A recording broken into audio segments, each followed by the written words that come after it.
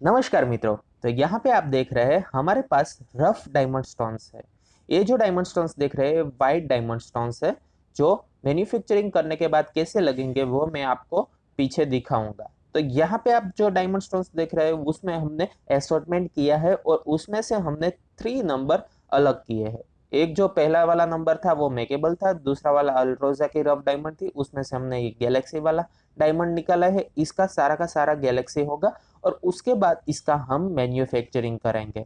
तो अभी एक गैलेक्सी का डायमंड क्या आता है भैया, कोई सिंगल पैकेट आप सिस्टम ले लीजिए, उसको आपको कोई भी सिस्टम है उसमें चढ़ाना है और उसके बाद उसका प्लानिंग लेना है, उसे हम सिंगल प्लानिंग गैलेक्सी कहते हैं।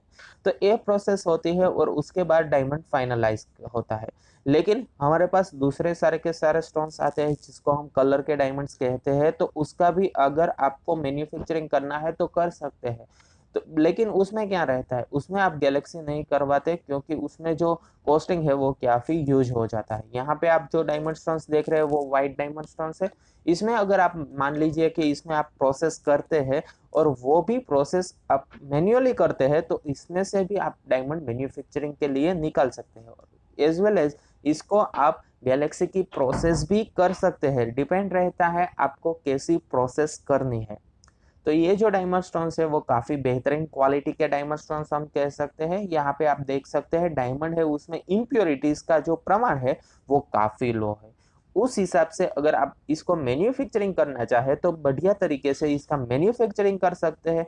इसमें आप जो ब्राइटनिंग देखेंगे वो ब्राइटनिंग भी काफी ज्यादा अच्छी आती है। इसमें से मान लीजिए कि आपको कुछ कलर के डायमंड्स मिलते हैं तो कलर डायमंड्स का मैन्युफैक्चरिंग कर सकते हैं, या फिर उसके रफ डायमंड स्टोन्स है उसको आप एक साइड निकाल के उसको सेलिंग भी कर सकते हैं।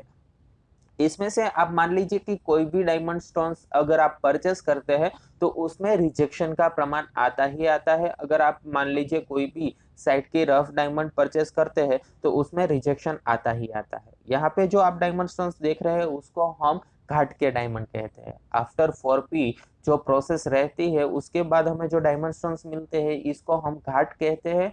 और ये घाट है उसमें अभी तक हमने फैसेट नहीं लगवाए हैं। फैसेट नहीं लगवाए हैं, इस हिसाब से इसको हमें मैन्युफैक्चरिंग यूनिट में देना है और मैन्युफैक्चरिंग जिसमें टोटली होता है। अभी ये घाट है वो सबसे पहले आपको चेक करना है, उसमें कुछ खाड़ खुड़ नहीं रह गई ना, जो रह गई है तो आप उसमें इंक्लूजन भी रख सकते हैं। और इंक्लूजन नहीं रखना तो आप बता भी सकते हैं कि भैया इसमें टेबल में नास है, इम्प्योरिटीज है, वो आपको दबा देनी है या फिर आपको घंटी में वो रिमूव कर देनी है। तो वैसे कोई भी डायमंड स्टोन्स अगर आपके पास आते हैं 4P होने के बाद तो उसे आप घाट कहते हैं। और घाट हो गया उसके बाद उस पे फैसेट लगता है और उसकी जो स्पार्किंग ओरिजिनल है वो वापस आ जाती है। उसे हम कहते हैं पॉलिश डायमंड। यहाँ पे जो आप डायमंड स्टोन्स देख रहे हैं वो पॉलिश डायमंड स्टोन्स है। इसमें हमने फैसेट लगाए हैं 56 फैसेट, जो हम कहते हैं 56 पेल का डायमंड जो कहते हैं। भाला, तरखुड़ियाँ, टेबल, जो प्रोसेस रहती है वो सब इसमें रहती है और फाइनलाइज हमें डायमंड है वो पॉलिश होके मिलता है। अभी ये डायमंड स्टोन्स देख रहे हैं उसको हम पिंक डायमंड स्टोन, गुलाबी डायमंड स्टोन्स भी कह सकते हैं। इसमें कुछ डायमंड स्टोन्स ऐसे भी है जो व्हाइट कलर के भी है, शेड के भी है, जो हम रिमूव कर देते हैं। यहाँ पे जो आप डायमंड स्टोन्स देख रहे हैं वो हवा शेड के डायमंड स्टोन्स है। वो काफी बेहतरीन क्लैरिटी के भी आपको दिखाई दे रहे होंगे और डायमंड स्टोन्स है वो काफी बढ़िया है, स्पार्किंग भी उसकी काफी बढ़िया है और एक नेचुरल